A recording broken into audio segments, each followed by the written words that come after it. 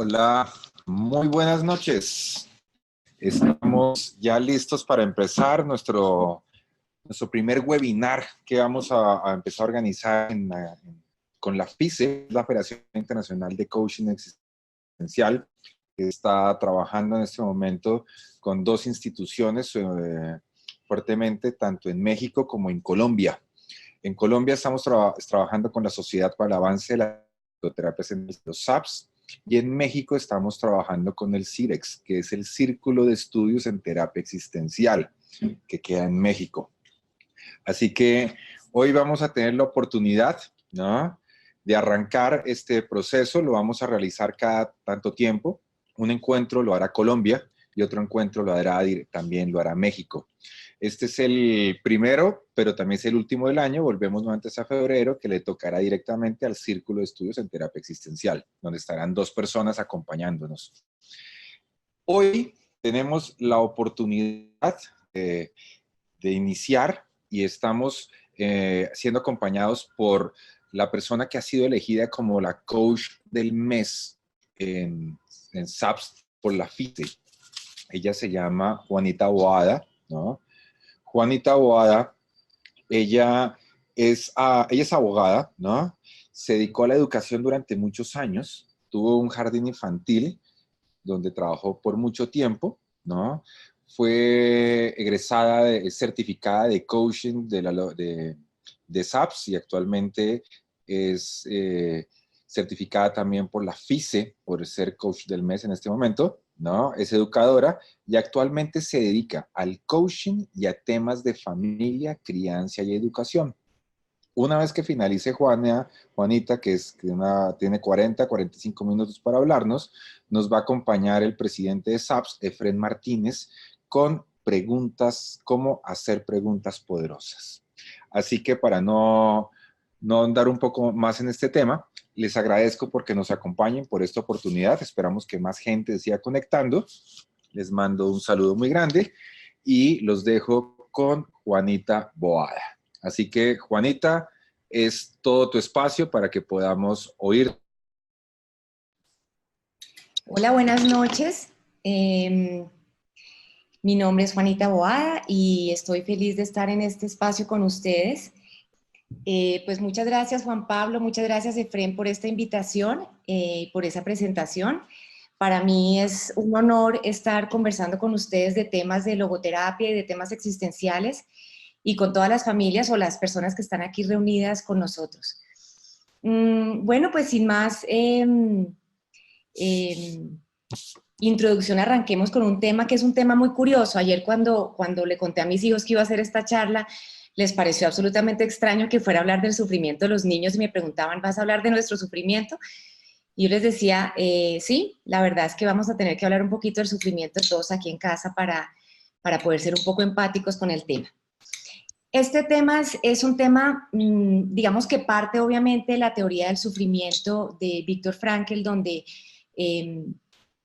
digamos, nos invita a hallar sentido y por lo tanto una búsqueda o en un camino en búsqueda de la felicidad a través de uno de los caminos que es el sufrimiento. Sin embargo, como papás y mamás, pues es un tema que tal vez quizás no pensamos en nuestros hijos. Entonces la idea de esta charla es hacer un recorrido un poco como por cómo esto que suena tan raro de cómo que nuestros hijos tengan momentos de sufrimiento puede ser importante para su vida y para la de la familia. Entonces vamos a arrancar. Lo primero es que, pues como Juan Pablo les contó, yo trabajo con familias y con familias que quieren hablar de temas de educación o de crianza, pero sobre todo con familias que están pasando por un sufrimiento inminente, que es que su chiquito puede tener un trastorno en el desarrollo. Puede tener un síndrome, puede tener una enfermedad, puede tener autismo, puede tener déficit de atención o puede tener diferentes características en el desarrollo y quizás eso hace la crianza un poco más compleja. Entonces, para arrancar, pues pensemos en papá y en mamá o en nosotros, que pensemos que nosotros decimos que nacimos sin manual y esa es una de las principales mitos o equivocaciones que tenemos en la crianza y es que evidentemente sí tenemos el manual son precisamente nuestros hijos y la sintonía con ellos. Como papás nos preguntamos qué es lo que soñamos para nuestros hijos y yo creo que que en ninguna charla me han respondido nada diferente que la felicidad. Cuando los papás van a buscar colegio grande y vienen acá a cita a mirar qué opciones de colegio existen y qué están buscando, la primera frase que dicen, yo quiero un colegio donde mis hijos sean felices. Y es curioso porque no existe ningún colegio que en la charla informativa vaya a decir, no, pues este colegio es maravilloso, la parte académica buenísima, el arte, la música, pero pues la parte de la felicidad quizás no la podamos garantizar. Yo creo que todos los colegios están en esa misma sintonía de ofrecer a los niños un espacio de felicidad. Pero aquí digamos que la cuestión es pensar que muchas veces la felicidad de nuestros hijos está dependiendo de nosotros, de esa contención que estamos teniendo permanentemente de ellos. ¿Y qué pasa? La pregunta del millón es, ¿qué pasa si nosotros faltamos? Nos hemos preguntado cuando nos vamos de paseo, o cuando salimos a trabajar, o cuando de pronto nos acostamos a dormir, ¿qué pasa si no amanecemos al otro día? ¿Qué pasa con la felicidad de nuestros hijos? ¿Los hemos empoderado?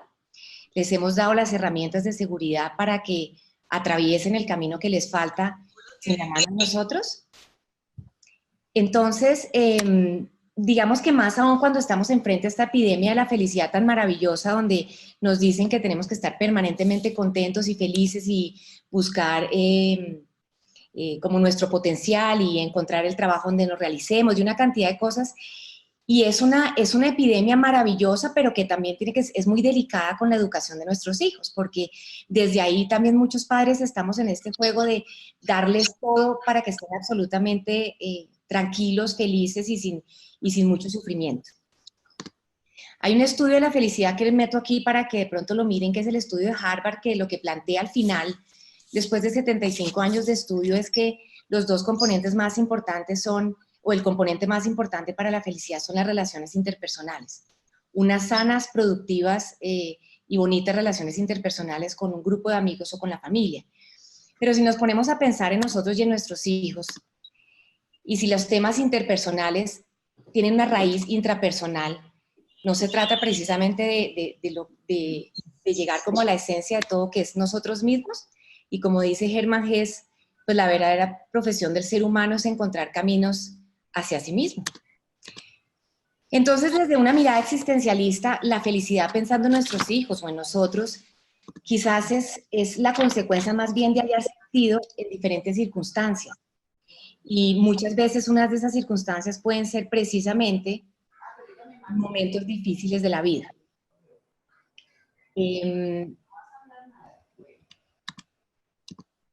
Para hablar de felicidad y sentido de vida es importante tener en cuenta como unos pasos que yo trabajo aquí con los papás, y es, el primero de todos es, digamos que el sufrimiento es la brecha que existe entre lo que podamos aceptar y lo que queremos que suceda. Aceptar no es resignarnos, aceptar es reconocer una realidad que tenemos como una materia, como un entrenador, como un espacio, como algo que definitivamente viene a enseñarnos. Y ese es uno de los principales temas que tenemos, y es que como padres de familia muchas veces no aceptamos las circunstancias de nuestros hijos. Nos cuesta aceptar que tienen una dificultad en el desarrollo, que tienen una adicción, que tienen un tema en su temperamento que quizás podemos acompañarlos para que les cueste menos adaptarse, que tienen un tema en su desarrollo, que están atravesando por un duelo, y si queremos hallar el sentido en ese sufrimiento para después hallar felicidad en eso, pues lo primero es aceptar. Segundo paso muy importante es asumir. Es entender que nosotros somos libres y responsables de todo lo que nos pasa. El día que dejamos de contestar es culpa de la lluvia, es decir, es culpa del tráfico, es culpa de mi mamá, es culpa de mi papá, es culpa del profesor. Y en eso hemos desempoderado mucho a nuestros hijos, ¿no? En que nuestros hijos tienen un problema en el colegio y es culpa del colegio. Los niños tienen un problema y es problema del psicólogo, es problema de la amiguita. ¿Y qué pasa si nosotros esas oportunidades hacemos esa reflexión de hasta qué punto nuestro hijo está asumiendo qué tiene que ver con eso? Y en el momento que nosotros aceptamos y asumimos, pues ahí sí podemos preguntarnos ¿para qué pasó esto? ¿Para qué tenemos un chiquito que está atravesando un duelo? ¿Qué hay que aprender en ese momento? Entonces, hay una frase muy bonita que dice que hay hombres con tanta suerte que Dios les manda sufrimiento para que empiecen a ser felices. Y esta foto lo que quiere decir es, si ustedes ven a este niño, tiene una sombra por delante. Es decir, imaginémonos que ese es el sufrimiento de nuestro hijo. Perdió el año, está atravesando la muerte de nuestro abuelito, está quedándose sin amigos en el colegio, le están haciendo bullying, le está pasando algo muy duro. Si nos enfocamos solo en el problema, vemos esa sombra que es del tamaño de nosotros mismos. Pero si miramos el para qué nos está pasando y nos conectamos con los valores de actitud o aquella respuesta que es ¿para qué me están haciendo bullying? ¿Qué es lo que tengo que aprender? ¿Qué es este juego de ser víctima? Puedo ver la luz que está detrás que produce esa sombra. Es decir, puedo ver mi valor, puedo ver lo que puedo extrañar a mi abuelito, por lo tanto puedo valorar a los abuelitos que me quedan. Es decir, en la medida en que nosotros tenemos una dificultad, ese puede ser también el reflejo de la gran felicidad que está detrás de nosotros. ¿Por qué hablar de sufrimiento y por lo tanto de resiliencia o de la capacidad de reinventarnos ante las dificultades? Porque como dice Víctor Frankl, ninguno de nosotros, y menos nuestros hijos tampoco en este mundo, van a evitar el encuentro con el sufrimiento ineludible, ni con la culpa inexcusable, ni con la muerte inevitable. Esto es una realidad. Y desde la logoterapia se plantea que nosotros y nuestros hijos van a atravesar por diferentes tipos de sufrimiento. Un sufrimiento inevitable, que puede ser, por ejemplo, una muerte, un duelo, un terremoto donde perdimos todo, una enfermedad, un trastorno en el desarrollo. Tenemos también la posibilidad de un sufrimiento necesario, y ese es el que más que todo evitamos nosotros los papás. Un sufrimiento como poner una vacuna, eso es necesario para estar bien. Un sufrimiento como decir que no a una fiesta de un hijo cuando en esa fiesta sabemos que va a haber trago y es un menor de edad. Ese hijo va a sufrir y les vamos a caer gordísimo, pero es un sufrimiento necesario. Sufrimiento necesario pueden ser los remedios, etcétera, etcétera. Y pues es lo que vamos a ver a lo largo de esta conversación. Y a veces también atravesamos por sufrimientos innecesarios, que es cuando no nos tomamos el remedio y prolongamos, digamos, el sufrimiento de la enfermedad, o cuando un adulto continúa en una adicción, o cuando estamos en una relación de pareja o en una relación de amistad que no nos hace bien. Y somos papá y mamá quien tenemos que decirle a nuestros hijos, quizás ese no es el amigo que en este momento te está aportando. No porque sea una menos persona que tú, ni muchísimo menos, porque esa es una grave equivocación que cometemos los papás, esto de prohibirle a nuestros hijos estar con ciertos amigos, pero sí hacerles ver qué tan constructiva puede ser esa amistad y qué tanto nos está envolviendo en un sufrimiento innecesario. Pero otra razón es que en Colombia el 70% de los jóvenes pasan menos de una hora con sus padres. El 70% de los encuestados piensan que infringir la ley está bien. El 24% ha tenido pensamientos suicidas en los últimos 3 meses. El 16% ha intentado suicidarse. Durante el 2015 fue la 4ª causa de muerte. Actualmente es un problema de salud pública el suicidio. En Colombia se quitan la vida 5 personas al día. Es decir, es absolutamente vital ayudar a nuestros hijos a ser seguros y a ser resilientes, porque ellos van a atravesar por un sufrimiento en la vida. Y muchas veces cuando les solucionamos los temas, estamos evitando que ellos el día de mañana afronten las circunstancias que tengan que afrontar. Y voy a poner un ejemplo que creo que es un ejemplo de Alejandro Bavieri, que es el niño que de pronto deja la lonchera en la casa y en el momento en que se monta en la ruta la mamá siente, oh por Dios, voy a matar a mi hijo de hambre, se le quedó la lonchera. Y va a sufrir, va a pasar hambre y se va literalmente a morir de hambre, porque eso pensamos las mamás. Y qué sufrimiento tan maravilloso y tan necesario que es cuando nuestro chiquito de 7 años, para ponerlo todavía más cruel, deja la lonchera porque llega al colegio y a la hora del almuerzo dice, oh por Dios, no tengo lonchera, no tengo que comer, ¿qué voy a hacer? ¿Cierto? Y en ese momento el niño cuando llega al recreo dice, pues lo tengo que solucionar, ¿sí? Porque mi mamá, que está pensando si manda a un Uber o si manda a Rappi o si manda a la abuelita o si pide el permiso en el trabajo para que el niño no sufra, el niño en ese momento tiene la gran oportunidad de resolver el problema y acercarse a Pedro y decirle, Pedro, ¿me compartes de tu sándwich porque se me quedó mi almuerzo? Y Pedro le contesta, no. Y también es maravilloso ese sufrimiento porque dice, oh por Dios, Pedro no es tan chévere como yo pensaba. Entonces me va a tocar voltear a mirar y de pronto reconozco a una Juliana que nunca había visto. Y me acerco a esa Juliana que nunca la había ni saludado y le digo, Juliana, se me quedó la lonchera, ¿tú me compartes de tu almuerzo? Y Juliana dice, por supuesto que sí.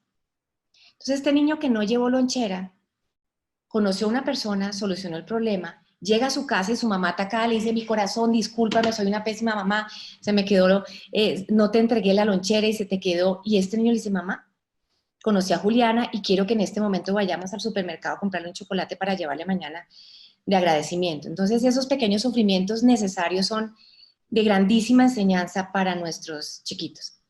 Pero la pregunta del millón es que si hoy en día es más difícil educar y una mamá, una persona que está en la charla hizo una pregunta frente a normas y límites, y yo diría que por supuesto educar hoy en día es más difícil. ¿Por qué? Temas muy chiquitos que pongo acá. Los niños de hoy pasan mucho tiempo solos, eso es una realidad. No solo porque papá y mamá de pronto trabajan, cosa que es maravillosa y nadie está criticando eso, ni mucho menos, sino porque ya no está el vecino, ni el primo, ya no tenemos 4 hermanos, pasamos mucho tiempo solos. Los niños de hoy son muy demandantes, quieren todo ya y no valoran las cosas. Yo pongo acá un ejemplo de que me pasó a mí en la vida y es, mi hijo quiere ser futbolista profesional y cuando aparece lo del mundial, pues claramente aparece el álbum del mundial, pues yo me imaginé que esto iba a ser la cosa más espectacular para él, llenar el álbum del mundial. Y me acordé cómo fue cuando yo tuve que comprar, o cuando fue la época mía que compré el álbum de Hello Kitty, y para conseguirme cada una de las monas yo tenía que hacer algo. Y me tocaba ir a la tienda para comprar una mona, pero para comprar una mona yo tenía que trabajar, o embolar zapatos, o lavar los platos, o hacer algo para que mi mamá me diera un peso, e irme a la tienda caminando y comprar una mona. En el caso del álbum del mundial, mi mamá muy divina y muy generosa llegó acá con los puntos Carulla, llegó con el álbum del mundial y una caja de 200 monas de una. Sobra decir que Antonio, mi hijo, nunca llenó el álbum. Porque cuando tenemos todo tan fácil y somos tan demandantes, no lo valoramos. Somos una generación globalizada, o los niños de hoy en día tienen la información en un clic. No tienen que hacer mucho esfuerzo por llegar a un libro y averiguar y hacer el esfuerzo cognitivo, mental, neurológico de sentarse a leer mucho, que la información está a un clic. Se enferman mucho. Los niños de hoy tienen estrés, los niños de hoy les duele la mandíbula, tienen bruxismo, tienen que contratar a una masajista porque tienen que ir al psiquiatra, porque son niños que quizás no sea la parte familiar o escolar o de diferentes motivos. Hoy en día, pues nosotros no sufrimos de este estrés tan grande. Y evidentemente aparentaría que hay más dificultades en el desarrollo. No sabemos si es que hay evidentemente un mejor diagnóstico o que algo está sucediendo con nuestros niños. Pero también pasa que los papás de hoy estamos muertos de miedo. Queremos que nuestros niños nos amen. Tenemos pánico a que nuestros niños no nos quieran. Entonces, cuando les decimos que no les vamos a comprar esto, pensamos que vamos a perder a nuestro mejor amigo. Y ese es el primer craso error. Nuestro mejor amigo debe tener la de nosotros. Es decir, el mío 43, ojalá, y el de mis hijos 16. Y no yo, la mejor amiga de mi hija. Tenemos pánico de que no nos perdonen porque no les dimos un permiso. Y una de las muestras que a mí me llamó mucho la atención fue que hoy en día hay una aplicación en el celular para Papá Noel, ¿no? Para que los niños, Papá Noel les promete a través de una app que les va a traer un montón de regalos si se portan juiciosos. Y yo me pregunto, después de hacer eso, ¿es cierto que mamá y papá no van a comprar el regalo que el app les dijo que les iba a dar si el niño no se portó juiciosos? Lo dudo mucho. Sentimos mucha culpa, sentimos culpa de no tener tiempo, sentimos culpa de haberlo regañado, sentimos culpa de sacar tiempo para nosotros, vivimos llenos de culpa. Somos absolutamente sumisos, les damos mucho más de lo que teníamos y les exigimos mucho menos de lo que nuestros papás nos exigieron. Y somos papás desempoderados, no sabemos si dormir o no con nuestros hijos y depende de lo que Facebook nos diga, ¿no? Es decir, si sale un artículo que dice que el colecho es maravilloso, entonces volvemos al colecho. Si la directora del jardín nos dice que es importante para la seguridad que el niño duerma solo en su cama, duerme solo en su cama. ¿Y qué es lo que tiene sentido? Pues si el niño está enfermo, de pronto tiene que dormir con papá y mamá. Si el niño está pasándola mal, de pronto tiene que dormir con papá y mamá. Ahora, si papá y mamá la están pasando mal como pareja, de pronto no tienen que dormir con el niño en la mitad. Ahí lo que tenemos es que hallar el sentido y volvernos a empoderar y quitarnos el cuento de que no tenemos manual. Claro que tenemos manual. Tenemos que tener sentido común y saber qué es lo que realmente necesitan nuestros hijos y empoderarnos de la crianza de ellos. Somos papás hipervigilantes y sobreprotectores. No queremos que les duela absolutamente nada, que se enfermen.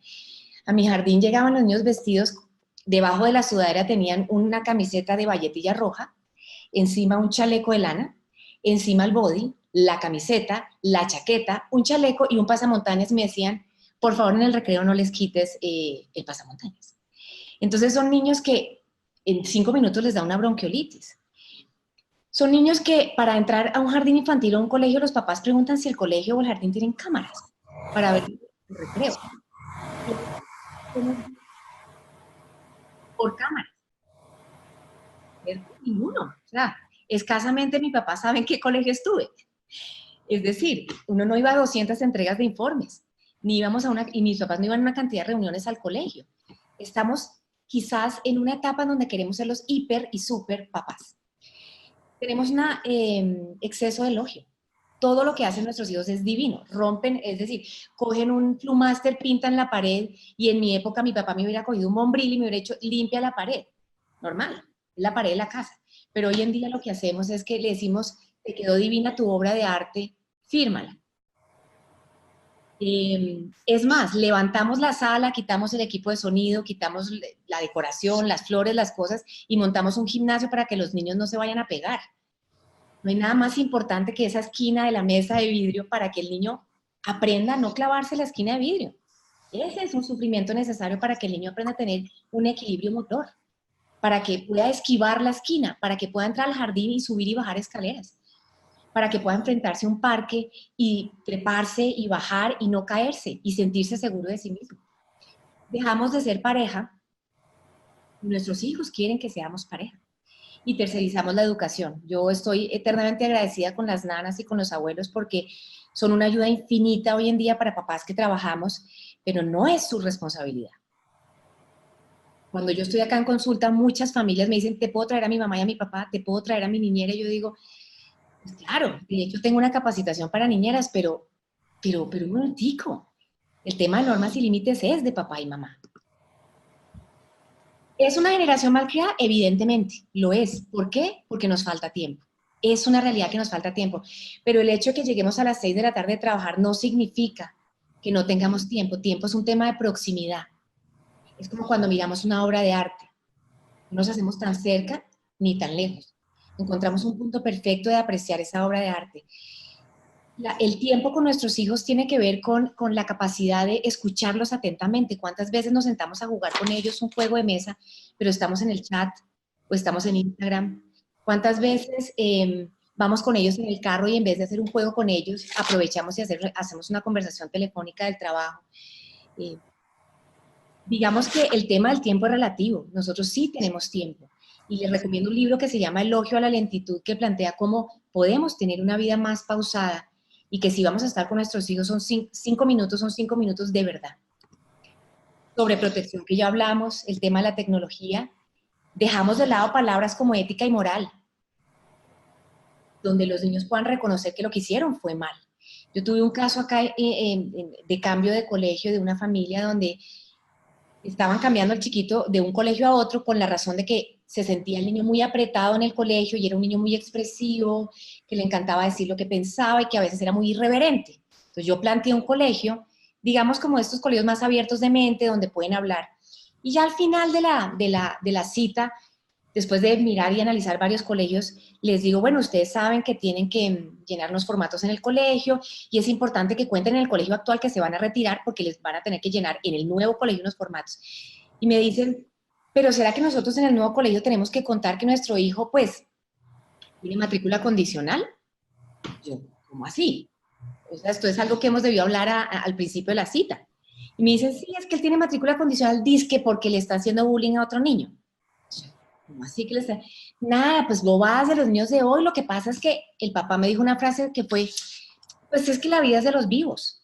Y nuestro hijo es un vivo. Y la verdad es que coge al tonto del salón y le pide que le dé todos los días la tarea para él hacerla. Y pues nada, eso en nuestra época también todos se la montábamos a otros y nos la montaban y eso no es tan grave. Y un minutico. Eso no es ético. ¿Sí? Digamos que lo moral tiene que ver con una creencia o algo que es superior que nos dice que está bien o que está mal y yo con eso no me meto, pero desde sus creencias familiares, ¿eso está bien o eso está mal? ¿No será también la oportunidad de decir, hey, nuestro hijo se equivocó? Y es la educación del sí. Todo es bonito, todo está chévere, no pasa nada que te tires el año, no pasa nada que llegues tomado, no pasa nada que metas, no pasa nada que, no, todo es perfecto. Y son niños que hoy en día no se saben aburrir. La conclusión es que los niños saldrán educados mal o bien, pero saldrán educados. El tema es quién los educa. Y hay una frase muy bonita que dice que no todo el que tiene un piano es pianista, así como no todo el que tiene un hijo es padre. Entonces, pues, mi profesor Juan Pablo me enseñó y marcó mi vida con el tema de Batman. Lo pongo acá porque un poco de lo que se trata esto es de enseñarle resiliencia a nuestros hijos, que es esta posibilidad o es esta capacidad humana de asumir con flexibilidad situaciones límite que nos van a llegar. Y fíjense lo que le pasó precisamente a Batman, que es la diferencia con Superman, que Superman tiene unos superpoderes porque es un extraterrestre, pero Batman perdió a sus papás cuando era niño y él como humano desarrolló una serie de habilidades a partir de eso para ayudar a la humanidad. Entonces, ya sea sufrimiento por cosas que nos pasan externas o por errores nuestros, ¿qué pasa si nosotros reconocemos para nuestros hijos ahí un aprendizaje y les ayudamos a ser la mejor versión de ellos mismos? Porque definitivamente cuando atravesamos una dificultad o nos equivocamos, aparece la maravillosa oportunidad de ser una mejor persona. Aquí aparece un concepto importantísimo para papás, que es cómo hacer para que nuestros hijos atraviesen las dificultades o los problemas o el tema de la lonchera, y es enseñémosles a nuestros hijos a ser seguros de sí mismos, a tener capacidad para enfrentar los problemas. Pero es que la seguridad no es algo con lo cual nacemos. La seguridad hace parte de tener una buena autoestima y un buen autoconcepto. Y la autoestima es algo que está en el estómago. La autoestima está en el chakra del estómago, es decir, es la capacidad que tienen los niños o nosotros de sentirnos amados, es sentir que somos valiosos para otras personas, y estoy seguro o segura que nuestros hijos no tienen mucho problema de autoestima, porque nuestros hijos se sienten valiosos y se sienten queridos, porque saben que no cuentan con nosotros. Pero otro tema es el autoconcepto. El autoconcepto está en la cabeza y el autoconcepto es que nuestro niño se sienta capaz. Es lo que él piensa de sí mismo, y cuando nosotros le damos tetero a un niño de 2 años y medio, ¿cuál puede ser su autoconcepto?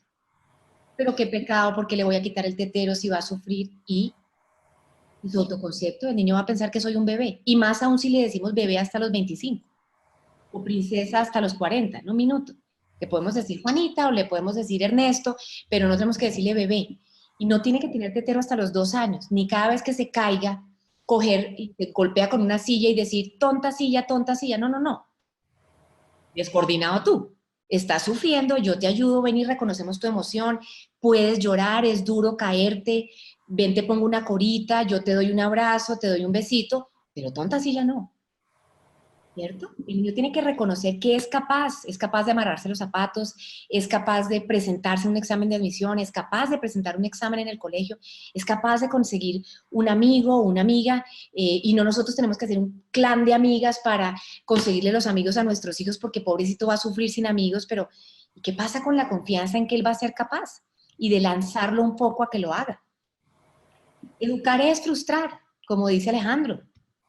Es permitirle a nuestros niños equivocarse y tener momentos duros y que a nosotros se nos retuerza el estómago, porque la sensación es, me quiero morir. O sea, cuando un hijo está hospitalizado con bronquiolitis, uno dice, Dios mío, quítale la bronquiolitis y pónmela a mí.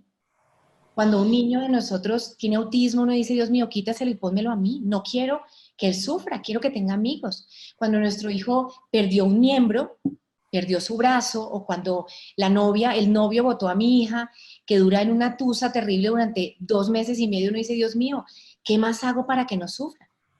Pero es permitir que la vida nos va a llenar de frustraciones, pero que esas frustraciones son un camino maravilloso para entender qué aprendí con ese novio, qué puedo hacer ahora que tengo un hijo con autismo. Entonces, como yo trabajo a través de la literatura infantil y a través de los cuentos, quiero rápidamente leerles un cuento que se trata precisamente de lo que estamos hablando. Se llama El vuelo del halcón. De hecho, este cuento me lo leyeron en una clase de SAPS. Y dice, un rey recibió como obsequio 2 pequeños halcones y los entregó al maestro de cetrería para que los entrenara. Pasados unos meses, el maestro le informó al rey que uno de los halcones estaba perfectamente, pero que el otro no sabía qué había sucedido, pero no se había movido de la rama donde la dejó desde el día que llegó. El rey mandó a llamar a curanderos y sanadores para que vieran el halcón, pero nadie pudo hacerlo volar. Al día siguiente, el monarca decidió comunicar a su pueblo que ofrecía una recompensa a la persona que hiciera volar el halcón. La mañana siguiente vio al halcón volando ágilmente por los jardines, y el rey dijo a su corte: «Traedme al autor de este milagro». Su corte le llevó a un humilde campesino. El rey le preguntó: «¿Tú hiciste volar el halcón? ¿Cómo lo hiciste? ¿Eres acaso un mago?». Intimidado, el campesino le dijo al rey: «Fue fácil, mi señor. Solo corté la rama y el halcón voló. Se dio cuenta de que tenía alas y se largó a volar». Este es el típico ejemplo, por ejemplo, de la codependencia. En el caso de la codependencia, tengo una persona muy cercana, adicta, y cuando fuimos a buscar ayuda, una persona nos dijo lo siguiente: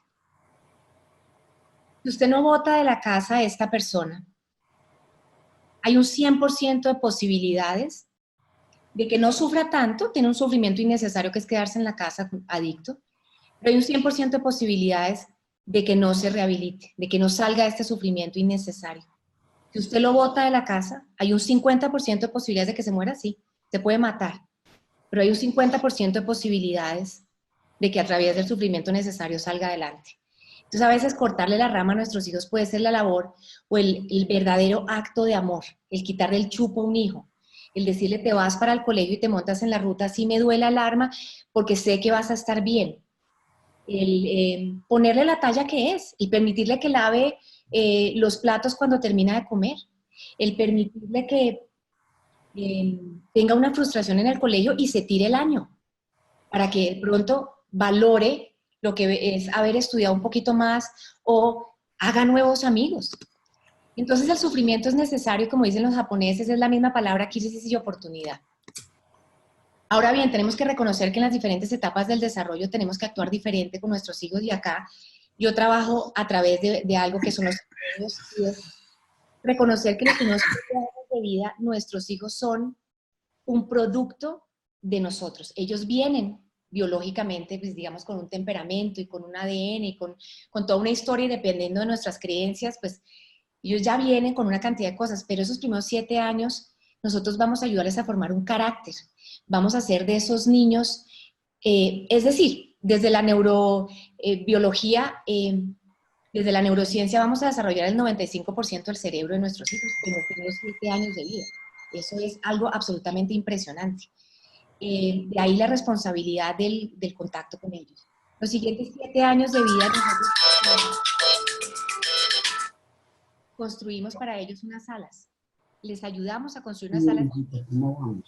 Es donde nosotros tenemos que permitirles a nuestros hijos tener alas. A veces les ponemos las nuestras, a veces no los dejamos sufrir y no les ponemos alas.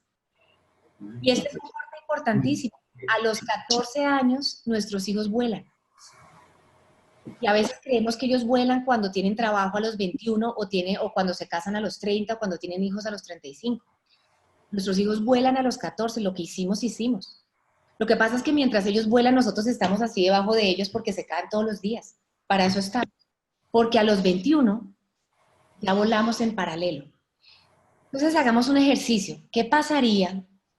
Imaginémonos si nosotros a los 10, si a los 5 años de nuestros hijos ya los hemos dejado atravesar por algunos sufrimientos necesarios. ¿Qué pasa si a los 10 años ya los hemos dejado pasar por momentos complicados y hemos estado con ellos para abrazarlos y acompañarlos? Que seguramente a los 21 van a poder volar al lado nuestro. Otro de los sufrimientos que van a atravesar nuestros hijos es el tema de la culpa, y como aprendimos o como plantea la logoterapia, la culpa es absolutamente maravillosa, porque nos permite reconocer que nos equivocamos, y esa es una de las cosas que los papás no permitimos. Yo tengo el caso de una chiquita que tiene 8 añitos y está robando importante, está robando duro en su colegio. Y la mamá lo solucionó ella devolviendo las cosas a los papás. Y le dije yo: ¿y la niña? No, pues ella se dio cuenta que yo las devolví, le dije que estaba mal hecho. Le dije: un minutico. ¿Y qué pasó con la reparación? ¿Qué pasó con aceptar que cometí un error? ¿Qué pasó con reconocer que algo me está pasando y que quizás estoy llamando la atención, o que algo me pasa, o que me equivoqué? ¿Qué pasó con arrepentirme y sentir empatía por el otro? ¿Y qué pasó con la reparación? Si eso no es chévere. Ahí hay una pereza de escribir una carta, de agachar la cabeza, mirar a los ojos a otra niña y decir, discúlpame, te robé tu celular o te robé tu borrador, pero los niños tienen que atravesar por ahí. De la mano de nosotros, por supuesto, pero tienen que atravesar por ahí. Voy a ir acabando porque se nos está acabando el tiempo, pero voy a hacer como un tránsito que yo hago con los papás a través de las matrushkas, en donde cómo fortalecer la seguridad de nuestros hijos a través de las diferentes dimensiones. Y yo trabajo las dimensiones, digamos que en el mismo orden en que están las matrushkas, literalmente hablando, esta es una matrushka, y la vamos como desintegrando una a una, donde vemos la dimensión física, la mental, la emocional, la espiritual y el alma de acuerdo a las creencias de cada uno. Entonces, desde lo físico, para fortalecer a nuestros hijos es importante permitirles que se amen y se acepten como son, como vinieron al mundo, no perfecto. Y desde ahí los papás, fijémonos que también tenemos un desafío con nuestro cuerpo y con lo que somos y con las habilidades que tenemos, que hoy en día tenemos que ser perfectos físicamente, y además de todo tenemos que hacer una maratón, y además de todo tenemos que tener un doctorado, y además de todo tenemos que ser excelente mamá y excelente esposa, y una cantidad de cosas. Y qué pasa si somos un poquitico vulnerables y nos aceptamos como somos, si cuidamos y respetamos nuestro cuerpo, y les enseñamos a nuestros hijos a decir no, respetar cuando dicen no me gusta el brócoli, que el día de mañana pueda poder decir no te me acerques tanto, no quiero darte besos. Poder sentir y escuchar qué es lo que pasa con el cuerpo. Estoy cansado, tengo sueño, necesito descansar. No me gusta esa comida, no me gusta ese amigo que está molestándome mucho en el colegio. Reconocer físicamente qué pasa con ellos. Estimular sus competencias y sus talentos. Permitirles hacer las cosas que son capaces de hacer. Y disciplina, hábitos y esfuerzo. Es decir, es algo que hoy en día los niños se matriculan en diferentes clases y a los 2 meses ya se aburrieron, o a los 8 días uno dice, bueno, ensayemos ahora otra clase en un minuto. ¿Y qué pasó con la disciplina? Que para tocar piano necesitamos tocar piano todos los días, punto. ¿Hay esa disciplina? Es que para aprender a leer y desarrollar nuestro cerebro hay que leer. De pronto no es tan chévere, pero hay que hacerlo. En la mente, lo primero es revisar cuáles son nuestras creencias, porque no, como dice Ortega y Gasset, las ideas las tenemos, pero en las creencias estamos. Y muchas veces vemos ya más grandes a nuestros hijos y son producto de ese mindset con el que nosotros venimos y con esas creencias que tenemos. Y sepamos que los niños aprenden desde la emoción, cuando están conectados con lo que está pasando. Un ejemplo es esta charla. Ustedes se van a quedar con aquello que los tocó de esta charla, con el resto no, el resto se lo lleva el viento. Y la inteligencia que hoy en día, pues gracias a Dios ya está muy revaluada, es la inteligencia es resolver problemas. No es que los niños hablen 3 idiomas, ni que se gradúen del colegio que sale en la revista Dinero con una prueba saber excelente. No, es saber ayudar a los amigos, es saber ser empáticos, es ser creativos, es poderse adaptarse a situaciones nuevas. Pero las mamás me llegan acá diciendo, es que mi hijo es inteligentísimo, habla una cantidad, sabe una cantidad de cosas. ¿Cómo es con los amigos? ¿Y cómo afronta una situación de difícil cuando, por ejemplo, papá y mamá se separan? Eso no es fácil. Ahí es donde probamos nuestra inteligencia. La dimensión emocional, fomentar obviamente la autoestima y el autoconcepto, que es lo que hemos hablado, pero sobre todo, y respondo de una vez, una de las preguntas que me hicieron es, si los niños están peleando, si los niños están haciendo pataletas, si los niños están con rabia, enseñémosles a reconocer qué es lo que están sintiendo. Ejemplo, ante la muerte, lo que siento es rabia o dolor o tristeza, pero permitámosles reconocer lo que sentimos. En cuanto a lo espiritual, cuando pasen las cosas vamos un poquitico más profundo. ¿Para qué nos pasó lo que nos pasó? Permitámosles vivir privaciones, tener paciencia, hacer sacrificios, cosas que ya nuestros hijos no hacen. Y en el caso, dependiendo de las creencias de cada uno, invitar a nuestros hijos a tener también espacios internos. Ya para cerrar, voy a hacer un recorrido muy rápido porque nuestros hijos también pueden pasar por un sufrimiento inevitable. Ejemplo, pérdidas o duelos. Y tipos de pérdidas que pueden atravesar: pérdida de relaciones, un amigo se puede ir a vivir a otro país, pueden perder sus objetos, o pueden perder de pronto una mascota y eso es un duelo para ellos. Pérdida de un contexto, un trasteo, vivir en otra ciudad, pérdida de un ser querido, obviamente, pérdida de una habilidad, la separación de papá y mamá, por ejemplo, y un tema muy importante que es uno de los temas que no hablamos con nuestros hijos es la muerte. Y como dice Elizabeth Luca, pues La finitud es lo que nos da precisamente valor a la vida. Encontrar sentido a la vida es cuando reconocemos que hay finitud. El duelo es reconocer que hubo algo maravilloso que estuvo con nosotros. Entonces, ¿cómo sobrevivir a algo doloroso con nuestros hijos? Es reconocer que podemos aprender de eso doloroso, que podemos crecer y que vamos a madurar. Es difícil hablar de la muerte con nuestros hijos. La primera vez que mi hija me preguntó de la muerte, tenía 5 años, me dijo, mamá, ¿tú te vas a morir? Y dije, por supuesto, muñeca.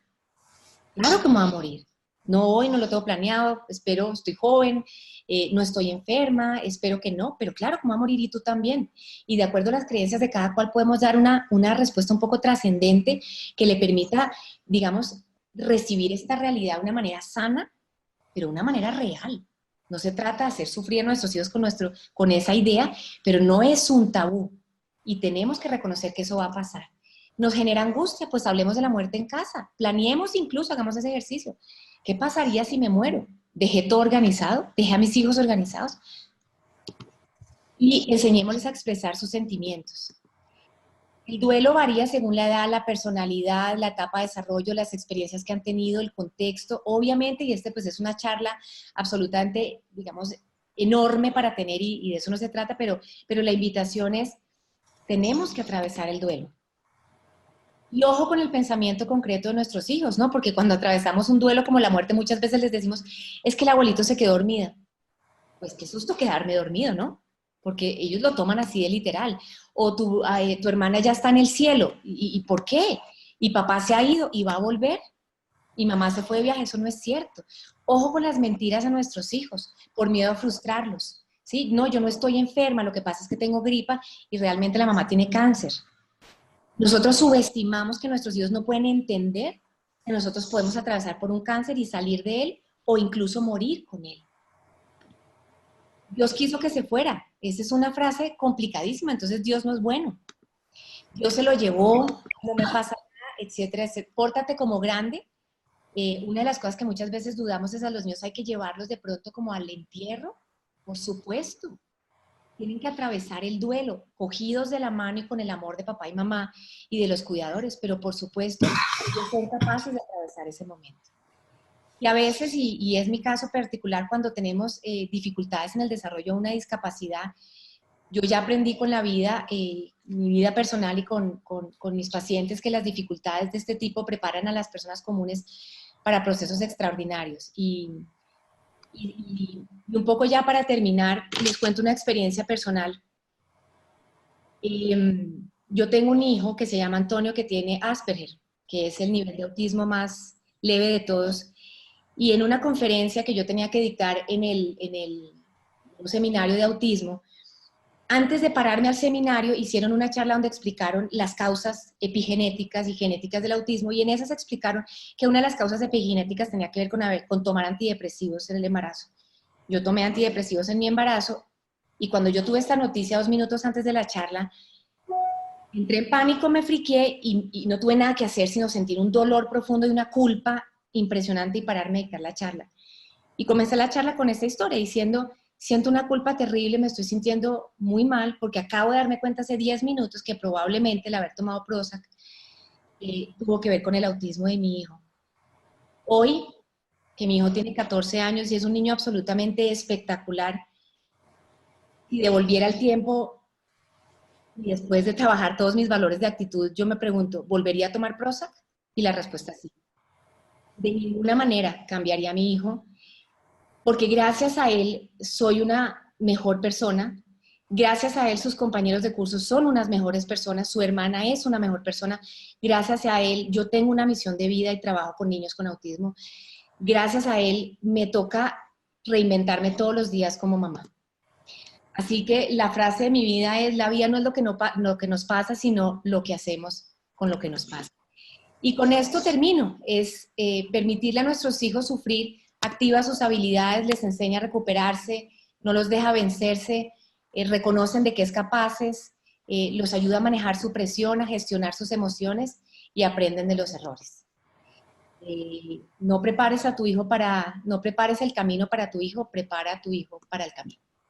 Muchísimas gracias. Hola, buenas. Hola. Ya volví por acá, pero sí. ¿Quieres, Juanito? Puedes ir viendo las preguntas. Creo que tenemos 2 preguntas, ¿no? Principalmente. Aquí veo una que dice: aprender a manejar el bullying es parte del sufrimiento que deben aprender. Absolutamente. El bullying, que es un tema que está requete de moda, implica tres elementos, ¿no? El niño víctima del bullying, el niño que hace bullying y el testigo. Y en cualquiera de los 3 casos hay sufrimiento. Vamos a pararnos en el caso del que le hace bullying, que es el más evidente, y ahí la pregunta es: ¿qué pasa con ese chiquito? ¿Por qué está siendo víctima del bullying y qué tiene que aprender ahí? Y ahí hay una labor de, digamos que así se nos parta el corazón, es de cogernos de la mano y preguntar: ok, ¿cuáles son las circunstancias que estamos atravesando? ¿Por qué llegamos a ese lugar? Y muchas veces, por más que sea más evidente lo cruel que puede ser el otro niño, siempre podemos descubrir en el niño víctima de bullying que algo está pasando con él, en su vulnerabilidad de pronto, en su manera de resolver problemas, en su manera de relacionarse, que quizás eso es un trampolín que lo puede fortalecer. Y que el día de mañana, cuando de pronto él sea testigo de bullying, va a ser un apoyo importantísimo, que de pronto puede aconsejar a sus amigos. Reconocer los valores de actitud o lo bueno de haber pasado por el sufrimiento pasa tiempo después. Y yo hoy en día tengo una hija que fue víctima de bullying, hoy en día, 4 años después del episodio, hay una cosa muy bonita, y es que los niños del colegio la buscan a ella para hablar del tema. Entonces, claro que es un espacio de crecimiento duro, en donde hay muchas personas que tienen que participar, pero claro que es un proceso en el cual podemos aprender. Otra pregunta dice: ¿cómo saber si el límite entre el dominio de mi ego y la línea de mi dignidad, es decir, no ser arrogante, pero tampoco dejarme pisotear? O sea, no entiendo muy bien la pregunta, pero me imagino que tiene que ver con que hasta dónde tengo que aprender yo a poner límites sin ser arrogante, pero y como desde mi ego, pero tampoco dejar vulnerar mi dignidad y dejarme pisotear. Bueno, lo primero evidentemente es, siempre la línea será la dignidad. Y nosotros tenemos que aprender desde chiquitos a reconocer qué es lo que también no es cómodo para nosotros, y eso es lo que le tenemos que enseñar a nuestros niños. Es, como yo ponía el ejemplo de no me gusta el brócoli. Sí, nosotros hacemos ese juego de una cucharada por papá, una cucharada por mamá, una cucharada por el abuelo, y si de verdad reconocemos que el niño no le gusta el brócoli, ahí no hay ego, ahí hay una cosa natural del sistema de su chiquito, ¿cierto? Y yo creo que ahí estamos hablando de ego y de dignidad, de poder reconocer qué es lo que pasa conmigo, que tengo rabia porque una persona me está faltando al respeto un minutico. Yo tengo que gestionar mi rabia, tengo que sacar mi rabia, pero con esa rabia no tengo que llegar desde mi ego a responder con las mismas herramientas, sino reconocer y gestionar que mi rabia es absolutamente legítima y valiosa para hacer algo con ella, y posiblemente sea para solucionarlo, para ir a hablarlo, como sea, a través de una carta, personalmente. Pero digamos que el tema del ego tiene que ver cuando yo estoy parado más desde el miedo o estoy parado más desde el rencor. Pero si yo estoy parado desde el reconocimiento de mi emoción y primero gestiono mi emoción, voy a estar parado desde mi dignidad y desde saber poner límites adecuadamente para que no me pisoteen. Creo que listo. Última pregunta. Dime. Última pregunta.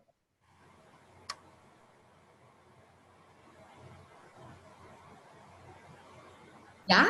¿Ya no más? ¿Ya no hay más preguntas? Una más, Sí. una más. Dime.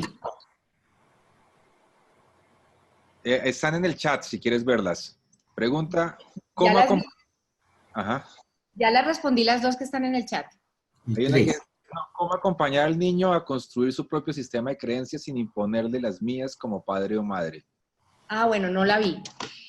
Bueno, esa es la respuesta, y para eso está la logoterapia, es desde el método socrático. Es decir, definitivamente los primeros 7 años nosotros vamos a imprimir como una huella nuestras creencias a nuestros hijos. Eso es imposible que no. Y eso es lo importante, que nosotros seamos conscientes de nuestras creencias.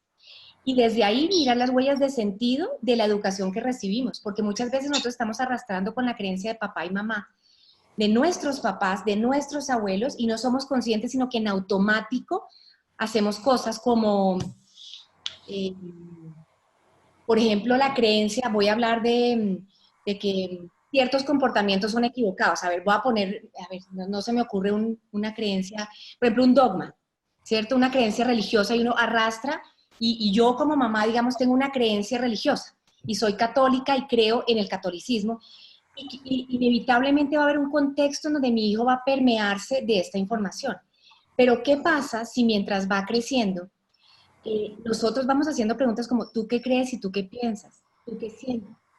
Y nuestro hijo de pronto puede decir, y me pasa con mi hijo, no, yo soy agnóstico. Ok, mi corazón, de pronto pasarás por una época donde eres agnóstico.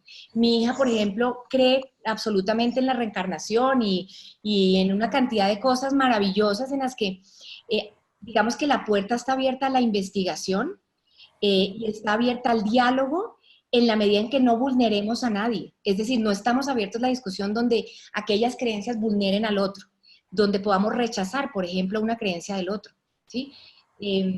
Pero yo creo que al principio es inevitable y después la manera de dialogar con nuestros hijos es a través de la pregunta. ¿Qué piensas de esto? Y contar nuestra propia experiencia. Es que yo creo, no tengo ni idea, en los ángeles porque en mi experiencia he vivido esto. Creo en Dios porque en mi experiencia, pero hablar de mí y decirles que tienen todo un camino por delante para formar sus propias creencias. Yo les digo una frase a mis hijos que a veces es dura, pero es así, les digo, no me crees, no me creas, verifica. Cuando yo les digo un consejo, no me creas, verifica. Y al final me dices, te equivocaste o verifiqué. Y tenía razón. Pero es darles esa confianza en que nuestros hijos son capaces de ir armando sus propias creencias, que lo bonito es que cuando lleguen a los 40 van a volver a replantearse si esas creencias eran las que les servían para su vida. ¿Hasta qué punto debo permitirme la libertad, ¿cómo? ¿Hasta qué punto debo permitirle la libertad a mi hijo y no limitarlo porque posiblemente le afectara en su futuro, como en su alimentación? Depende de la etapa de desarrollo. Digamos que el primer año de vida, los primeros 2 añitos de vida, pues la alimentación está completamente a cargo de papá y mamá, donde nosotros tenemos que hacer que sea un espacio lo más lúdico y ameno posible para que reciban la comida. Sin embargo, la comida nunca, nunca, nunca debe ser una lucha y mucho menos un premio ni un castigo. Si no comes, no te doy premio. Si no comes, no vamos a la fiesta. Si no comes, no ves televisión. El límite sería, veo que no tienes hambre. Si no quieres comer, no comas. Y a las 2 horas el niño de 2 años o 3 o 4 o 5 va a decir, tengo hambre. Y uno le dice, sí, mi corazón, es normal porque no comiste. Aquí están tu mismo plato de frijoles que te encantan. No, pero es que yo quiero perro caliente. No, mi corazón, esto no es a la carta, aquí está el mismo plato de frijoles que te encanta, no le estamos dando algo que no le guste. Entonces digamos que la libertad está en reconocer que no tengo hambre o que eso no me gusta, pero de pronto no en que coma lo que quiera en los momentos que quiera. Y si no quiere a las 11, uno dice, no pasa nada, mi corazón. A la hora de la comida te comerás tus frijoles. No se trata de dárselos al desayuno, pero sí se trata de que el niño aprenda que hay momentos para comer esa comida y que uno respeta, como le pasa a uno, que a veces uno no quiere comer. Así de sencillo. Bueno, Juanita, muchísimas gracias por acompañarnos en este espacio. Te mando Gracias. un abrazo grande desde Antigua, Guatemala. Estoy acá y nos veremos muy pronto por Bogotá. Listo, sí señor, un abrazo. Bueno, a continuación tendremos la siguiente webinar, la siguiente conferencia que estará a cargo del presidente de SAPS, el doctor Efren Martínez. Como saben ustedes, él es psicólogo, doctor en psicología y es una de las personas más representativas de la logoterapia en Latinoamérica a través del tema de la logoterapia clínica, como el coaching existencial, como los temas en adicciones y uno de los grandes expertos en diálogo socrático.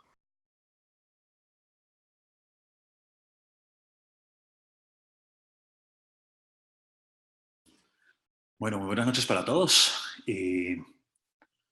Hoy me han invitado a compartir durante un breve espacio algunas ideas en torno a algo que termina siendo como una especie de arte, que es el arte de hacer preguntas poderosas, el arte de hacerlas de forma sistemática y que generen movimientos en las personas que puedan ampliar la conciencia de sí mismos o la conciencia del mundo realmente cuando nosotros estamos haciendo entrenamientos en diálogo socrático o en hacer preguntas, pues muchas personas suelen decir, bueno, pero es que eso es muy difícil y cómo lo hago y de qué manera. Y en realidad yo no sé hacer preguntas.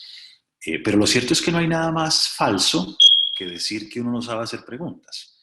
Porque básicamente desde los 2 años y medio no hemos hecho sino preguntar toda la vida. Empezamos con el famoso ¿y por qué? ¿Y por qué? ¿Y por qué? ¿Y por qué? Siendo chiquitines, y a lo largo de toda la vida no hemos hecho sino hacer cientos de miles de preguntas. Realmente la cifra sería impresionante. Y si una persona ha hecho cientos de miles de preguntas, pues efectivamente es un experto en hacer preguntas. Es decir, no hay duda alguna. Ahora, hacer preguntas de manera consciente es distinto.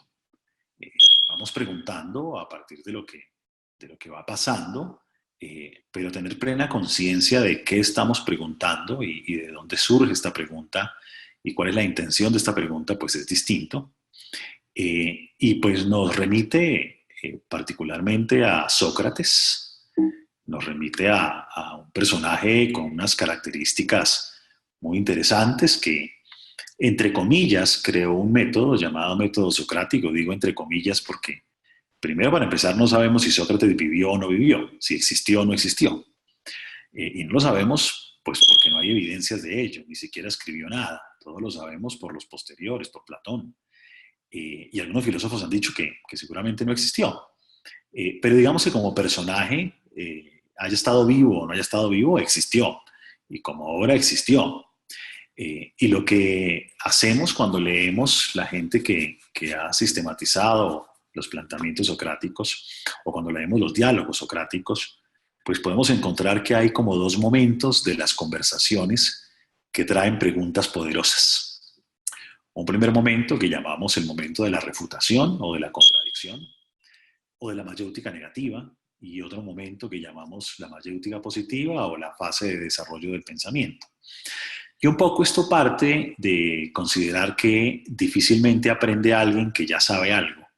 Es decir, si yo ya sé que la pared es verde, aprender que es azul es muy difícil, porque yo ya sé, categoricé y estructuré que eso es verde, que no hay una opción distinta. Luego, gran parte del arte de hacer preguntas poderosas es hacer preguntas que le permitan a las personas deconstruir o que le permitan a las personas poner en duda o que le permitan a las personas soltar certezas, de tal suerte que abran espacios para atreverse a ampliar los fenómenos que su conciencia capta, atreverse a tener nuevas experiencias. Y de eso se trata la fase de la refutación o de la contradicción. De una que otra forma tiene que ver con este famoso solo sé que nada sé. Alcanzar el solo sé que nada sé. ¿Cómo puedo yo, a través de una serie de preguntas, hacer que la persona con la que estamos dialogando se permita poner en duda lo que cree como algo cierto, como algo verdadero? No necesariamente para imponer lo que yo creo que es cierto o verdadero, pero sí para que se genere un diálogo que amplíe, que construya, que genere movimiento, que genere otro tipo de cosas, porque una vez la persona pone en duda aquello que cree, entonces ya estamos listos para poder pasar a la mayéutica positiva o al desarrollo del pensamiento, que básicamente tiene que ver con que una vez yo he alcanzado el solo sé que nada sé, una vez yo eh, tengo la duda acerca de si eso es de esta manera o no, puede que yo haya creído durante mucho tiempo que en realidad si yo no controlo mis emociones, voy a ser visto como alguien inferior o menospreciable. Puede ser que yo me haya creído que si yo lloro o soy un poco emocional, la gente va a pensar que soy un tonto. Yo puedo tener un montón de creencias y esas creencias podrían limitar un poco mi desarrollo y yo funciono a partir de lo que creo, ni siquiera a partir de lo que sé. Pero si yo logro poner en duda aquello que para mí es una certeza, puedo abrir el espacio para poder ver cosas que no me permito ver o cosas que no me permito conocer porque no me lo permite una conciencia que está cerrada y agarrada con fuerza a un fenómeno que está ahí, a algo que doy como por un hecho absoluto y radical. Luego, una vez la persona puede atreverse a abrirse para poder ampliar, para poder enriquecer, pues ahora van a haber preguntas que me van a permitir decir, ok, la pared también podría ser azul, depende de la luz que entre, no tiene que ser estrictamente verde, o incluso parece que es un poco amarillenta, pero también depende de la luz que está ingresando. Solamente que para que esto sea posible, pues por supuesto, pues tuve que haber puesto en contradicción aquello que yo creo, ¿no? Aquello que yo considero que es un hecho absoluto y que no tiene una forma distinta. Esos son los obstáculos del diálogo, los obstáculos para poder ampliar la conciencia, pues son prejuicios, falsas creencias, creer que se sabe, etcétera, entendido más bien bajo la lógica de aferrarse a algo que damos como una verdad absoluta, pensando que mi verdad es la verdad absoluta. Eh, en la medida que podemos soltar nuestra verdad, podemos ampliar nuestra verdad, ¿no? Por decirlo de alguna manera. En la primera fase, Sócrates podría ser más ponzoñoso o venenoso, por decirlo de alguna manera. Podría ser alguien con ingenuidad, con ironía, alguien que a través de sus preguntas impacta la conciencia que tienen las personas de su proceso. Les voy a pedir 10 segundos para poder cerrar algo que está haciendo mucho ruido.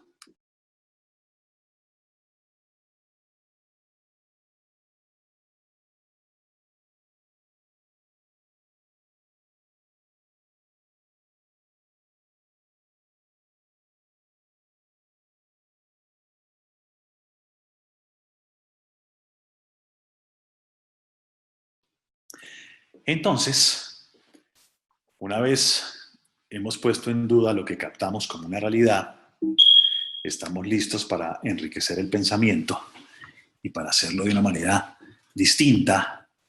Y para ello vamos a usar el diálogo socrático de una manera particular.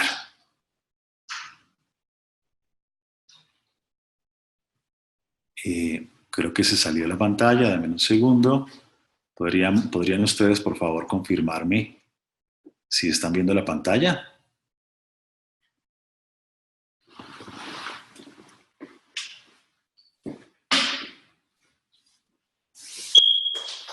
Ok, perfecto. Pero ven la pantalla, listo. Muy bien. Ok.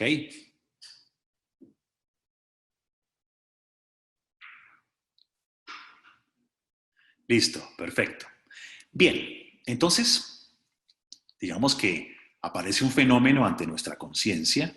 Ese fenómeno lo captamos, lo vemos. Ese fenómeno lo podemos dar como algo que es así y no es de otra manera, pero eso nos limita bastante. Y el arte del diálogo socrático, de hacer preguntas poderosas, implica que eso que yo doy como algo cierto, bien sea porque lo dice una voz con autoridad, bien sea porque me creí esa historia, bien sea porque creo que esa es la verdad absoluta, me impide ver algo más amplio, me impide ver muchas más cosas. Luego, parte de lo que hacemos nosotros es ayudar a las personas a que puedan dudar de aquellas cosas que hacen que su campo de percepción sea más limitado. El uso del diálogo socrático, entonces, implica asumir la historia, ¿no? Sócrates, pues, era hijo de Fenerata, o Fenerate, depende un poco del texto, que de profesión era partera. Y su arte era ayudar a parir a las mujeres de la época, ejercía el arte de la mayéutica. Sócrates decía que él había heredado de su madre dicha cualidad y que por lo tanto él también era un partero, pero era un partero de los hombres y que su ejercicio consistía en hacer cuestionamientos o preguntas que le permitieran a los hombres parir sus ideas. Este parir las ideas pues consistía en una manera muy característica de hacerlo, pero aquí vamos a intentar sistematizarlo rápidamente, ¿no? La idea en el coaching existencial es que establecido un clima de encuentro que favorece que esto se dé, digamos que el encuentro no se puede causar, el diálogo genuino o el diálogo profundo no se puede causar de adrede, pero sí podemos tener una disposición de apertura tal que genere un clima que haga que sea mucho más fácil que la confianza pueda aparecer en este lugar. Aunque puede ser útil ablandar las relaciones con humor, que tiene una raíz del humus, que significa humedad, y la humedad es la que da cierta blandura. En esta primera etapa, lo que hacemos es cuestionar la realidad que capta el otro y solemos utilizar para ello 3 preguntas básicas: el qué, el cómo y el para qué. No es que no se puedan utilizar otras preguntas, se pueden utilizar todas las preguntas que sean precisas, pero esas son como preguntas clásicas. El qué, que nos ubica en el campo de lo captado por el otro. ¿Qué es la cosa en sí? ¿Qué es estar triste? ¿Qué es estar desesperado? Nos ubica en el significado que le ha atribuido la persona a un fenómeno que capta. Preguntamos todo el tiempo con el ánimo de generar diálogos y no monólogos: ¿qué es tal cosa y qué es tal otra? El cómo, que son preguntas que buscan la descripción de los procesos. El qué es una foto, que me permite acercarme un poco a lo que está viendo el otro. El cómo es una película, el cómo es un video, el cómo es algo que va transitando, que se va dando. Y por último, el para qué, que se centra más en la intención, en el significado de la misma.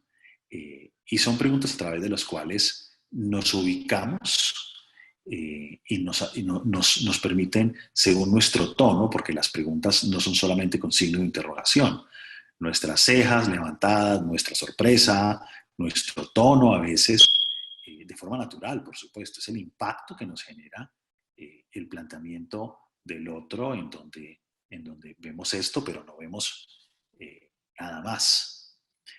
En el pensamiento de Viktor Frankl, y un poco también en la línea de Sócrates, las preguntas ingenuas y las preguntas irónicas hacen parte de esta tarea.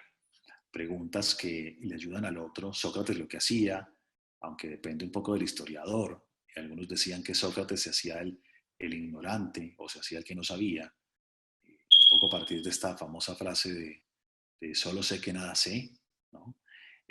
Sócrates se hacía el ignorante y hacía que el educando se convirtiera en su propio maestro. El educando se sentía desconcertado y trataba entonces de enseñarle a Sócrates las cosas que él mismo quería o que necesitaba aprender. Otros historiadores van a decir que no era que Sócrates hiciera el loco como tal, ni el ignorante, sino que al parecer tenía tal sabiduría que sabía que entre más sabía, menos sabía, y que le generaba mucha sorpresa ver que el otro estuviese tan aferrado a una percepción. Y por eso Sócrates era ponzoñoso o venenoso, por decirlo de alguna manera. En el diálogo de Teteto, decía Teteto que Sócrates era como un torpedo, que una vez entraba en tu cabeza no volvías a tener paz. Entonces, cuestionamos, a veces ironizamos, a veces le agregamos humor, utilizamos preguntas básicas, qué, cómo y para qué, pero también podemos llegar y utilizar preguntas un tanto más complejas. Preguntas dirigidas a fomentar la capacidad, por llamarlo de alguna manera, de tomar distancia de la sensación de ser uno mismo. de la identidad que alguien construye, o de tomar distancia de los pensamientos, o de tomar distancia de las sensaciones o de las emociones, para generar un diálogo entre las diferentes partes. Podemos hacer preguntas que aumenten la capacidad de comprensión, de autocomprensión. Sencillas, preguntas como ¿qué sientes? ¿Qué piensas? ¿Qué pasa contigo cuando esto acontece? Cuando estás en este tipo de contextos, ¿cómo te pones? Preguntas dirigidas a ampliar el escenario, a ampliar la captación de fenómenos que tiene una persona en un momento dado, que buscan que tenga una mayor comprensión de sí mismo, ¿no? Que pueda la persona descubrir y asumir la participación en lo que acontece. Cuando tú te expresas de esa manera, ¿qué observas en la reacción de los otros? ¿Desde cuándo sucede esto? ¿Qué podría pasar si tal cosa? Son preguntas que sencillamente lo que buscan es que la persona pueda ampliar, ver más, como zambullirse dentro de la piscina del autoconocimiento y poder observar un poco más. También podemos hacer preguntas un tanto para fomentar la toma de decisiones o la propia oposición que puede tener alguien. Es un tanto como cuando una persona puede generarse un cuestionamiento que le permita posicionarse distinto, ¿no? ¿Y cómo le hiciste para venir a conversar conmigo a pesar de lo deprimido que dices estar, ¿no? ¿Cómo es que logras contener esa ira cuando me cuentas que toda la vida se estaba agrediendo a las personas? Son preguntas que lo que buscan es sacar de la persona, sacar a la persona del lugar en el que se encuentra para posicionarla de una forma distinta. ¿Y cómo le hiciste para hacerlo diferente? ¿Y de qué manera es que a pesar de esa historia que tú cuentas, ahora te mueves distinto? Y ubicamos a la persona en el escenario de alguien que es dueño de su historia y que puede construir una historia distinta y que lo puede hacer diferente, ¿no? Podemos hacer preguntas más motivacionales, preguntas que tienen que ver con el futuro, que hacen que la persona pueda ver una versión posible a futuro, una manera de ser distinta a futuro. Preguntas en donde le podemos decir a alguien, bueno, y si todo esto se resolviera de un momento a otro, ¿qué pasaría con tu vida?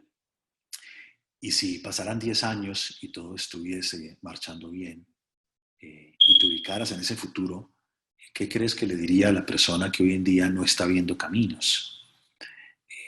Son preguntas dirigidas sin tiempo ni espacio, es decir, podemos ir con las preguntas al futuro, podemos ir con las preguntas al presente, podemos en el presente generar preguntas que permitan ver nuevas interpretaciones o nuevas versiones.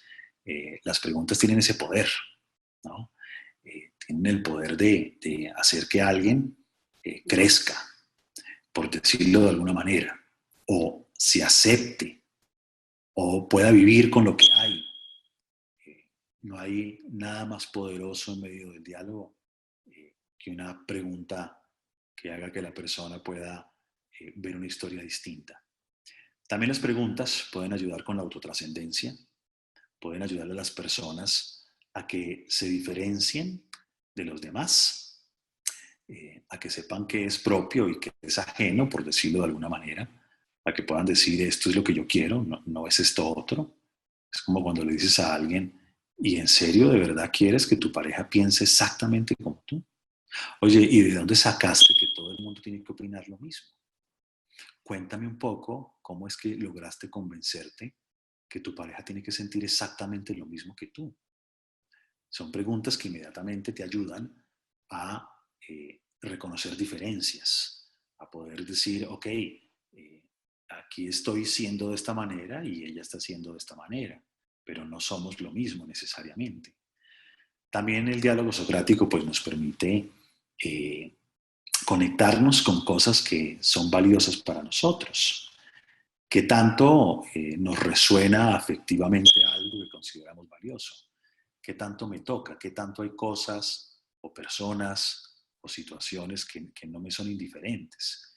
que terminan diciéndome, oiga, aquí hay algo que para usted es importante, que no pasa desapercibido. La afectación, que tanto a mí me afecta al mundo, que tanto yo me dejo tocar, metafóricamente hablando, por lo valioso o por las personas valiosas o por acciones que yo considero que son valiosas, que tanto eso resuena en mí, que tanto me afecta. De una u otra manera, aquello que considero yo un valor, eh, pues me toca y está ahí conmigo, ¿no?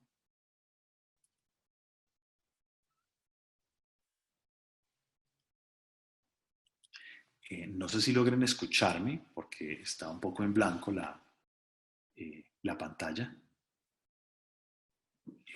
Se quedó un momento en blanco la pantalla. Podrían corroborarme vía chat si me escuchan.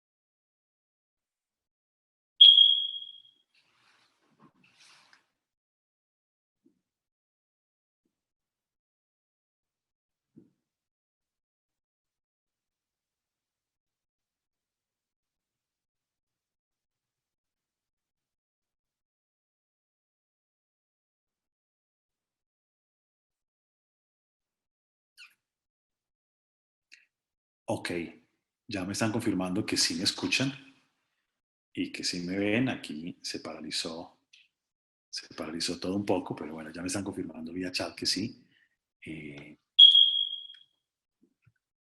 La pantalla creo que no está compartida.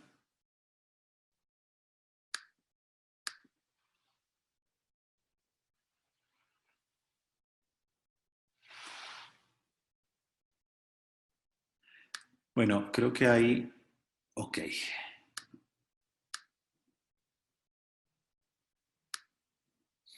Ok, bueno, no estoy viendo muy bien, no veo movimiento, pero ya me confirman que ustedes sí me ven y me escuchan, así es que voy a continuar, ¿no?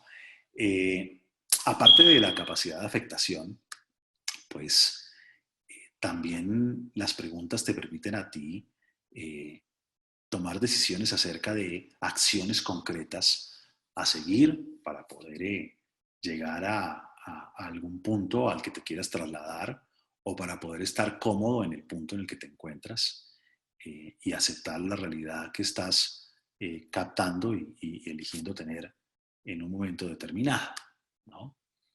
Eh, Ahora, aprender a hacer preguntas significa practicar, practicar, practicar, practicar una y otra vez. Y eso pues tiene unas implicaciones.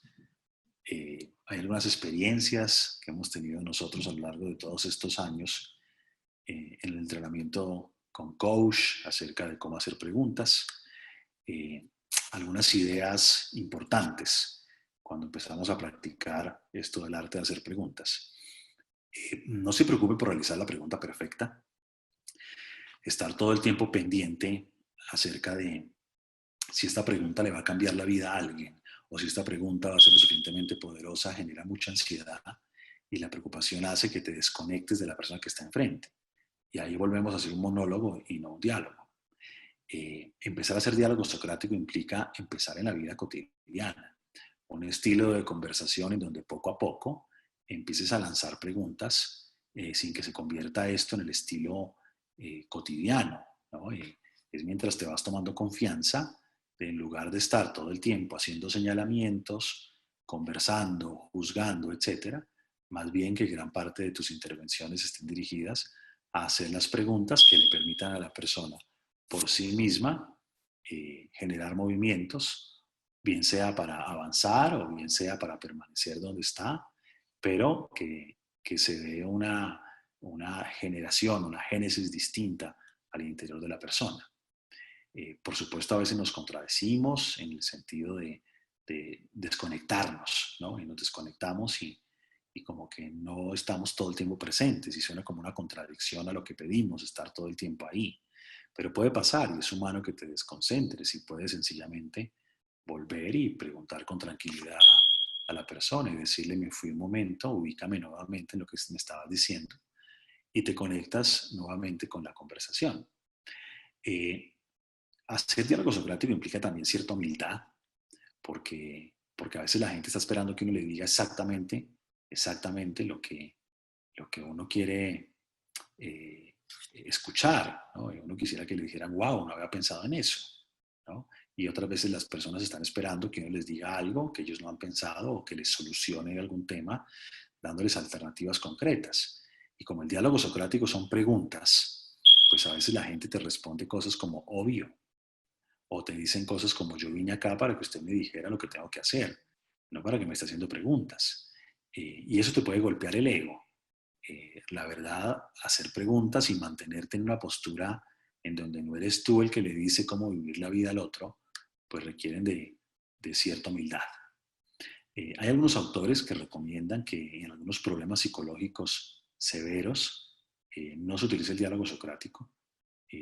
Bueno, de todas formas, en el coaching, pues esto no suele hacerse porque, por lo menos el coaching de nuestra escuela no trabaja con personas que tienen problemas psicológicos, por llamarlo de alguna manera, sino por personas que están experimentando en este momento algún tipo de búsqueda personal o algún tipo de búsqueda de desarrollo, o sencillamente que quieren ampliar la comprensión del contexto en el que se encuentran.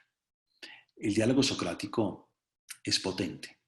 Te puede ayudar a trabajar cosas como terapeuta, te puede ayudar a trabajar cosas como coach, porque te sientes a veces con la presión de controlar y de hacer preguntas que induzcan las respuestas o que lleven a la persona al lugar al que tú quieres ir. Y el diálogo socrático no es el arte de ganar por ganar, como decía Gadamer.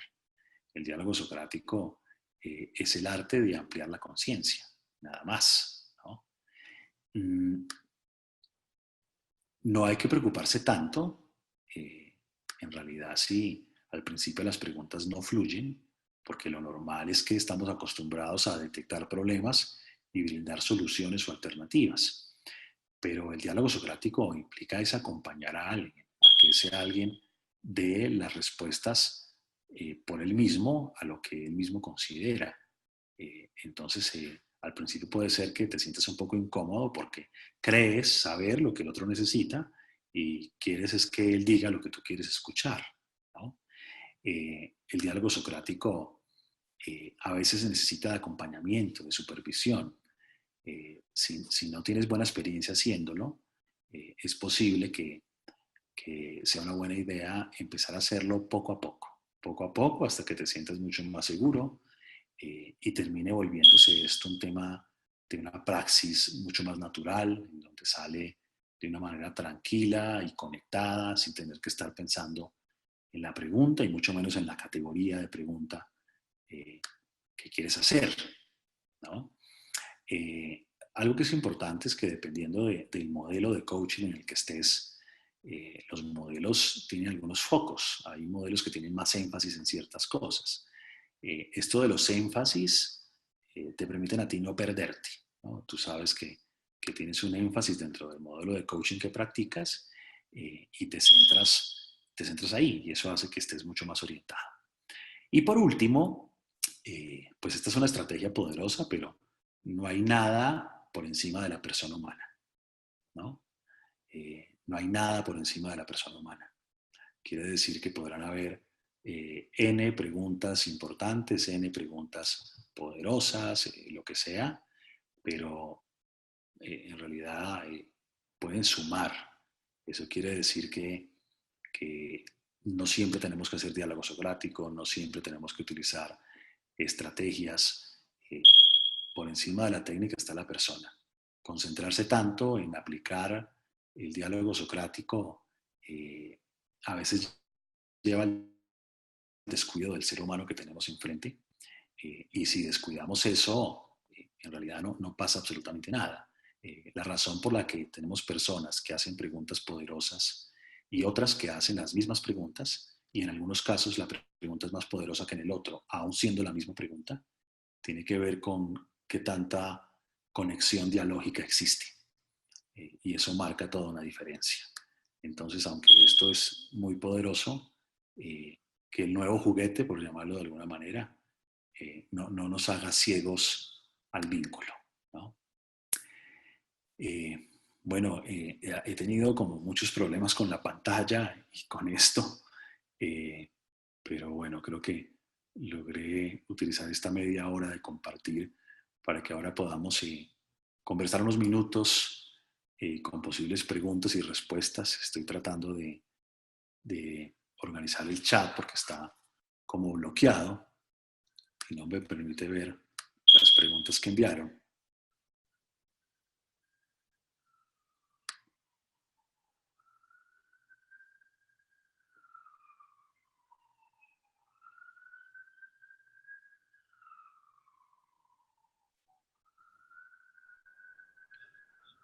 Hola, Efren, ¿estás pudiendo ver el chat? Sí, pero el chat está inmóvil, entonces lamentablemente no puedo ver ninguna pregunta. Ok, te voy a ir leyendo algunas de las que voy encontrando, ¿te parece?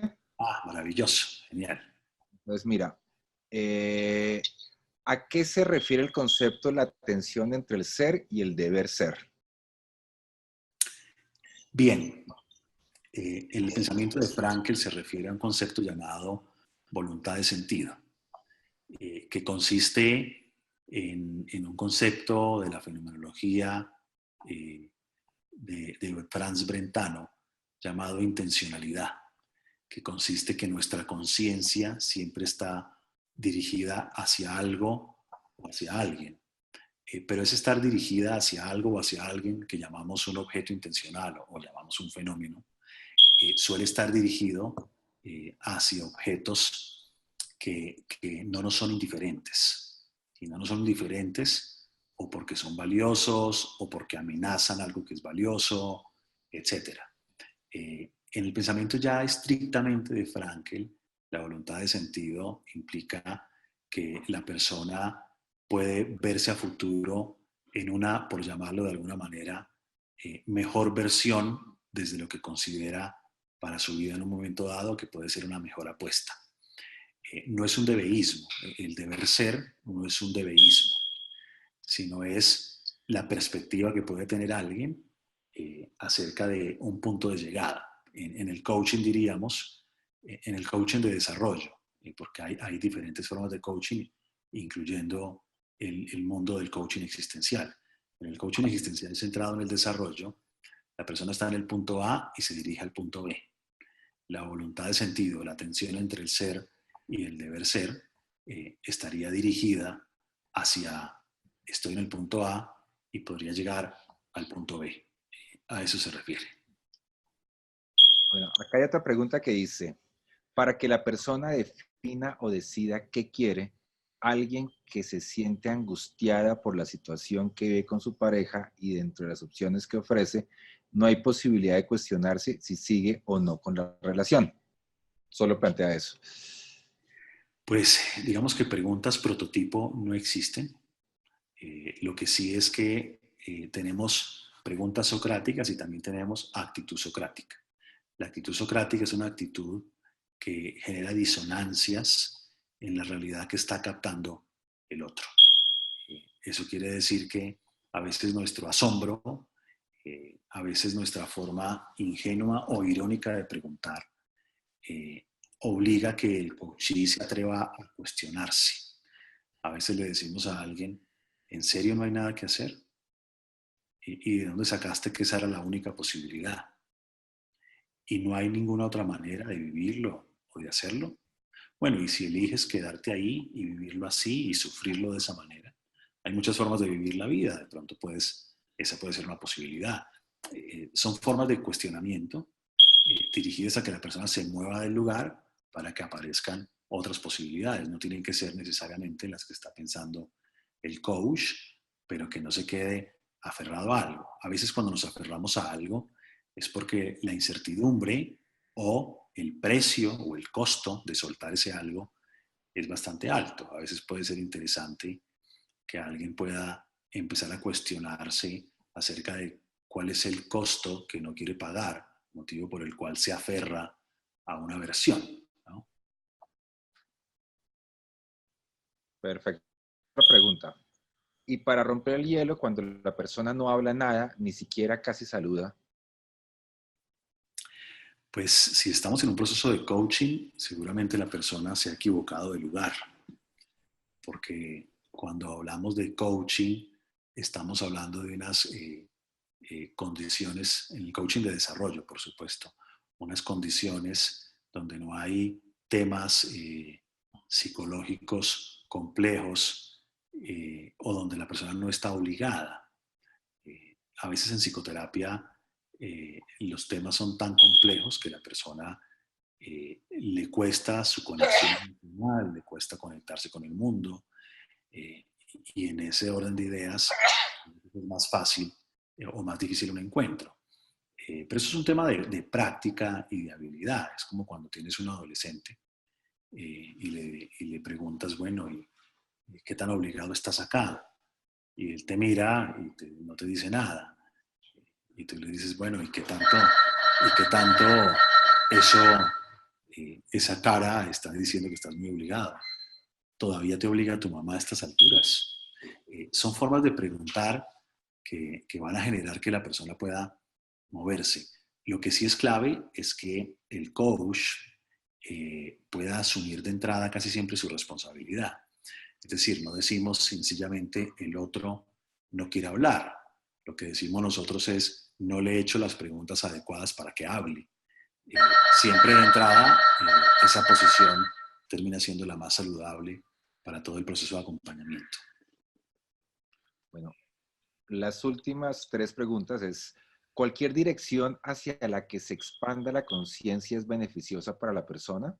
Si el diálogo socrático es una de las artes para expandir la conciencia, ¿cómo saber si la dirección de esa expansión es la correcta o no? ¿Qué podría acompañarme a mí como acompañante y el acompañado a reconocer que sería lo correcto a beneficio del momento determinado?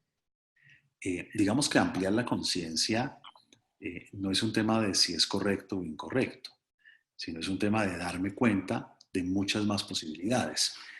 Tal vez lo correcto o lo incorrecto se refiera más a qué versión abrazo, ¿no? Porque ampliar la conciencia implica ver infinitas posibilidades y ese no es un tema de malo o bueno, por decirlo de alguna manera. El tema es que hay infinitas posibilidades y yo voy a abrazar una. Y una vez abrazo una, no puedo abrazar la otra. Y en eso siempre va a haber angustia, es la angustia de la libertad. Que tanto si me voy por este camino será provechoso para lo que quiero con mi vida o no lo será.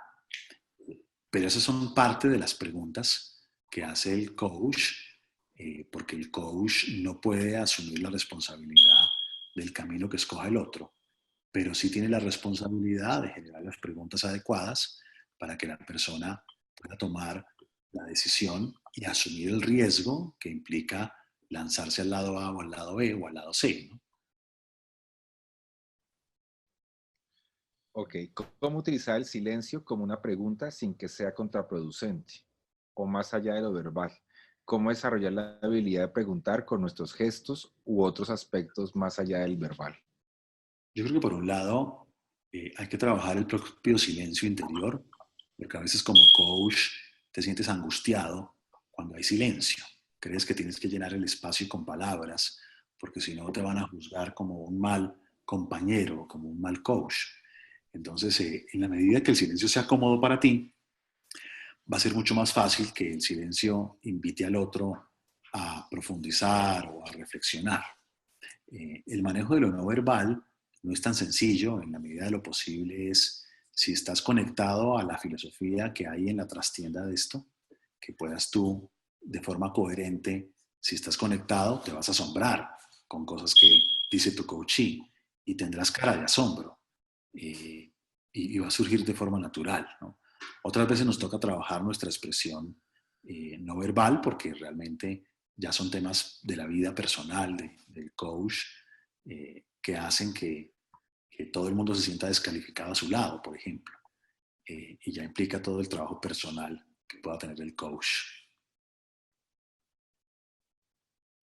Okay.